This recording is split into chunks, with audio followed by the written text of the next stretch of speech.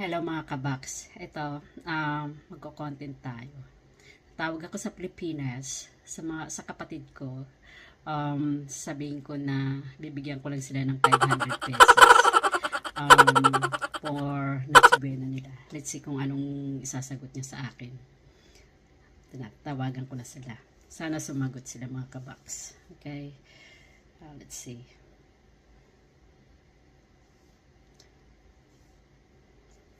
Ayan na mga kabaks. Hopefully sumagot sila sa akin. Ipaprank ko sila ngayon.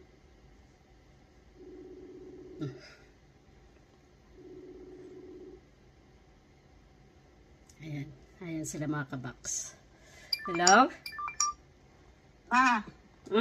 Anong ginagawa ninyo? Tulog na si ate mo. Gisingin mo. May sasabihin lang ako sa inyo. Dada. Gising ka daw. Ang ano ko lang sa inyo is 500 for Noche Buena. Ayun lang ibibigay ko sa inyo 500 pesos. Pagkasya nyo yun. Bakit? Marami naman kayo mabibigay sa 500. Ang karne nga lang, wala ang kilo. What?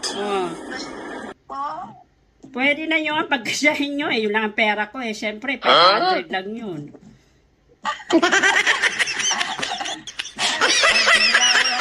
Kay daday. 100 lang, sige na. Kaya magluluto na. Bye! 500, pagkasyahin nyo yun, yun lang ang ibibigay ko sa inyo.